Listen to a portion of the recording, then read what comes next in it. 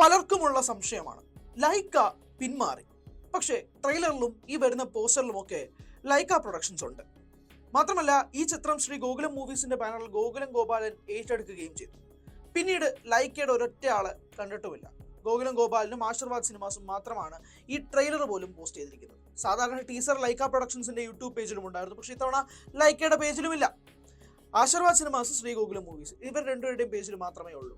Then why Lyca? എന്തുകൊണ്ടാണ് ലൈക്ക ഇപ്പോഴും ട്രെയിലറിലും ഉള്ളത് എന്നുള്ളതാണ് ചോദ്യം. ഇപ്പോൾ ഏറ്റവും ഒടുവിലായി ഇപ്പോൾ നടന്നുകൊണ്ടിരിക്കുന്ന, അല്ലെങ്കിൽ ഇപ്പോൾ കുറച്ച് മുന്നേ കഴിഞ്ഞ ഐമാക്സിന്റെ ഒരു ഫംഗ്ഷൻ ഉണ്ടായിരുന്നു. കാരണം ഈ ചിത്രം ഐമാക്സിലും കൂടെ റിലീസ് ചെയ്യുന്നത് കൊണ്ട് തന്നെ നോർത്തിൽ എംപുരാൻ ടീം ഒരു ഐമാക്സ് ട്രെയിലർ അവിടെ റിലീസ് ചെയ്തിരുന്നു. അപ്പോൾ അവിടെ ഒരു പ്രസ് മീറ്റ് നടക്കുകയുണ്ടായി.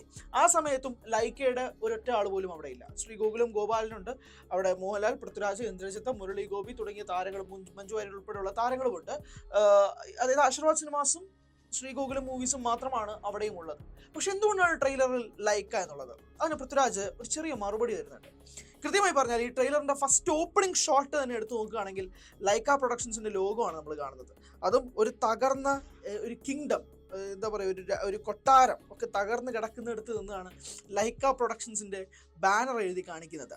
അതും കഴിഞ്ഞിട്ട് തൊട്ടടുത്ത ഷോട്ടിലേക്ക് കാര്യങ്ങൾ മാറുമ്പോഴേക്കും ശ്രീ ഗോകുലം മൂവീസിന്റെ ബാനറും കാണിക്കുന്നുണ്ട്. ശ്രീ ഗോകുലം മൂവീസിന്റെ ബാനർ കാണിക്കുന്നത് മഹാത്മാഗാന്ധിയുടെ തൊട്ടടുത്ത് നിൽക്കുന്നതാണ്. ഇത് പൃഥ്വിരാജിന്റെ ഒരു ഒരു ഒരു ഒരു മറുപടിയാണോ എന്നുള്ളതാണ് ചോദ്യം. സമൂഹ മാധ്യമങ്ങളിൽ ഈ ചോദ്യം വളരെയധികം ഉയരുകയാണ്. വെറുതെ ഒന്നും രണ്ട് ലോഗോ അങ്ങനെ ചുമ്മാ പ്ലേസ് ചെയ്യില്ല എന്നുള്ളത് അറിയാം. കാരണം ഓരോ ഷോട്ടും അത്രയും കൃത്യമായി പ്ലാൻ ചെയ്യുന്ന പൃഥ്വിരാജ് ചിലപ്പോൾ ഇതിങ്ങനെയും സംഭവിക്കാമല്ലോ. കാരണം ഈ സംശയങ്ങൾ ഉടലെടുക്കുന്നത് പൃഥ്വിരാജ് ഏറ്റവും ഒടുവിൽ ശ്രീ ഗോകുലം മൂവീസ് എംപുരാനിലേക്ക് വരുന്നു എന്ന് അറിയിച്ച പ്രോജക്റ്റിലെ പോസ്റ്റിൽ പോലും ലൈക്ക എന്ന് പറയുന്ന ഒരു ഒറ്റ പരാമർശവും നടത്തിയിട്ടില്ല. ലൈക്ക പ്രൊഡക്ഷൻസിനെ പറ്റി ഒന്നും പറഞ്ഞിട്ടില്ല.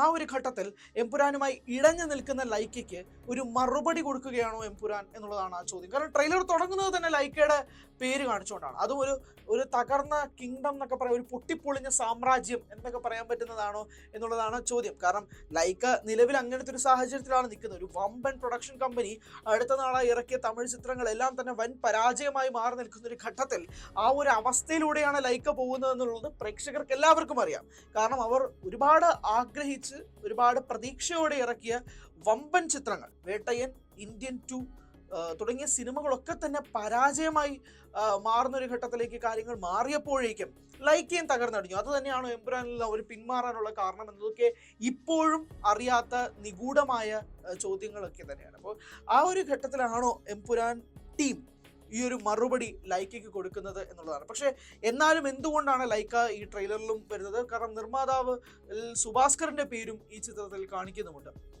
എന്തുകൊണ്ടാണ് പിന്മാറിയ ലൈക്ക പ്രൊഡക്ഷൻസ്, പിന്മാറിയ സുഭാസ്കരനെ വീണ്ടും ഇതിലേക്ക് കൊണ്ടുവരുന്നത് എന്നുള്ളതാണ്. പല സ്പെക്കുലേഷൻസ് നിറഞ്ഞു നിൽക്കുന്നത് ഇപ്പോഴും ലൈക്കയ്ക്ക് കുറച്ച് പണം നൽകാൻ ബാക്കിയുണ്ട് എന്നുള്ളതൊക്കെ സംബന്ധിച്ചാണ്. അതുമായി ബന്ധപ്പെട്ടൊക്കെ കാര്യങ്ങൾ, ചർച്ചകളൊക്കെ ഇപ്പോഴും നടക്കുകയാണെന്നുള്ളതാണ്. മാത്രമല്ല ഏറ്റവും ഒടുവിൽ ശ്രീ ഗോകുലം ഗോപാലൻ പറഞ്ഞിരുന്ന കാര്യം ലൈക്ക പ്രൊഡക്ഷൻസ് പൂർണ്ണമായും ഈ സിനിമയിൽ നിന്നും മാറി എന്നുള്ളതാണ്. അങ്ങനെ ഒരു നിർമ്മാതാവ് തന്നെ പറയുമ്പോൾ പിന്നെ എന്തുകൊണ്ടാണ് ലൈക്കയുടെ പേര്, സുഭാസ്കരന്റെ പേര് വീണ്ടും ട്രെയിലറിൽ പ്രത്യക്ഷപ്പെടുന്നത് എന്നുള്ള പ്രേക്ഷകരുടെ ന്യായമായ ചോദ്യങ്ങൾക്ക് ഇപ്പോഴും മറുപടി നൽകാൻ സാധിക്കുന്നില്ല എന്നുള്ളത് ഖേദകരമായി തന്നെ പറയട്ടെ. പക്ഷെ എന്തായാലും ഈ ഒരു മറുപടി നിൽക്കുകയാണ് സമൂഹ മാധ്യമം. ഗോകുലം ഗോപാലൻ ഈ പ്രോജക്റ്റ് ഏറ്റെടുക്കുന്നത് വലിയൊരു ആശ്വാസത്തിലേക്ക് കാര്യങ്ങൾ മാറി. അതുകൊണ്ട് തന്നെയാണ് മാർച്ച് 27 ചിത്രം റിലീസിന് പോലും എത്താൻ സാധിക്കുന്നത്. അതുകൊണ്ട് തന്നെയാണോ ഗാന്ധിജിയുടെ തൊട്ടടുത്തേക്ക് ശ്രീ ഗോകുലം മൂവീസിന്റെ ബാനർ വെക്കുന്നതും ഒരു തകർന്ന രാജകൊട്ടാരം അല്ലെങ്കിൽ ഒരു തകർന്ന സാമ്രാജ്യത്തിന്റെ അവിടെ ലൈക്ക പ്രൊഡക്ഷൻസിന്റെ പേര് വെച്ചത് തുടങ്ങി നിരവധി കാര്യങ്ങളൊക്കെ നടക്കുന്നുണ്ട്. കാരണം ഒരു ട്രെയിലർ 3 മിനിറ്റ് 51 സെക്കൻഡ് നീണ്ടു നിൽക്കുന്ന, അത്രയും ആഗ്രഹിക്കുന്ന, അത്രയും അധികം ആന്റിസിപ്പേറ്റ് ചെയ്ത ഒരു ട്രെയിലർ വരുമ്പോഴേക്കും ഡീകോഡിങ്ങുകൾ സ്വാഭാവികമാണ്. ആ ഡീകോഡിങ്ങുകളുടെ ഭാഗമായിട്ട് തന്നെയാണ് ഇപ്പോൾ ഈ 2 ബ്രഹ്മാണ്ഡ നിർമ്മാണ കമ്പനികൾ തമ്മിലുള്ള പോരിനെ കുറിച്ചും സമൂഹ മാധ്യമം സംസാരിക്കുന്നത്.